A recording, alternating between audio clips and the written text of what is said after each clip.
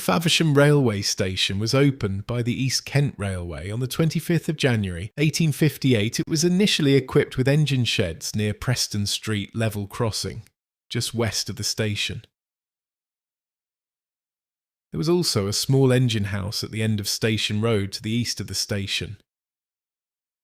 From 1860, a new 200-foot-long two-track engine shed was built, constructed of brick with a vented slate roof and large arched windows. This was situated between the junction of the Dover and Ramsgate branch lines.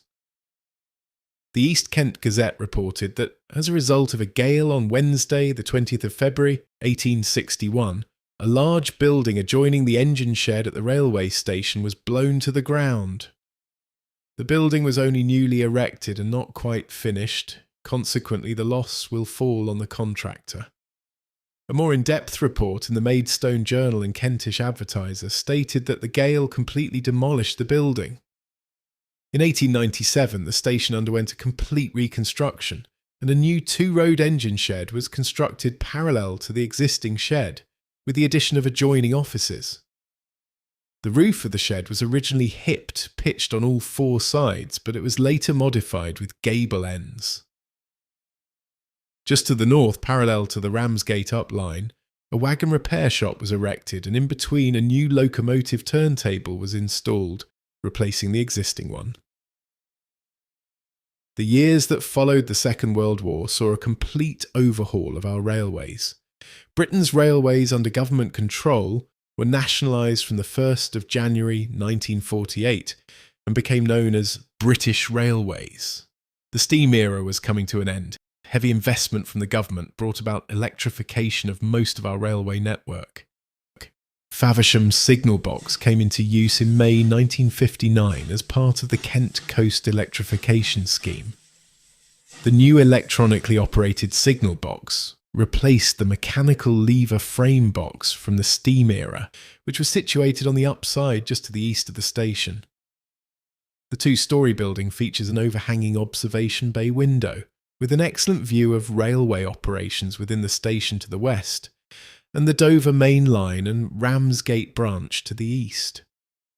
It was decommissioned at the end of 2011 when control was transferred to the East Kent Signalling Centre at Gillingham following re-signalling.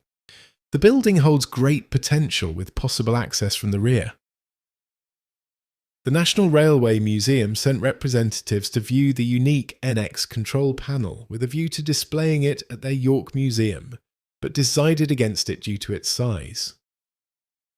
The panel has since been acquired by the East Kent Railway Heritage Group and transferred to Eyethorne Signal Box.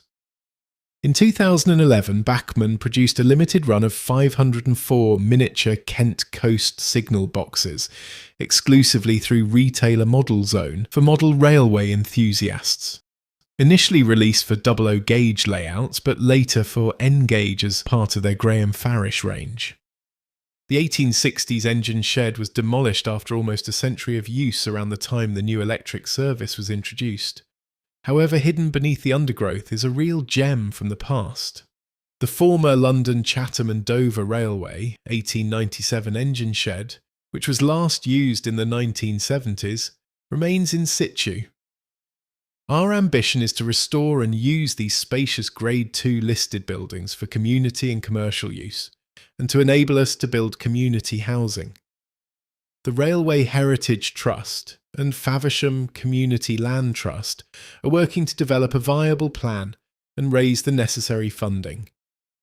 The 60-metre-long building and 30-metre workshop could be accessible via a proposed road to the rear.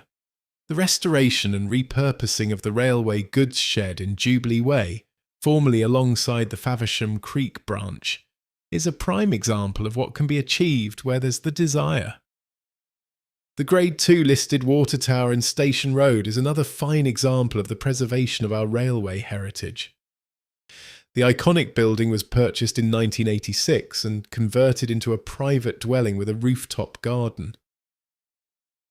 Thank you for watching. If you'd like to follow developments or become involved, why not join us on Facebook at Faversham Locomotive Sheds Restoration Project.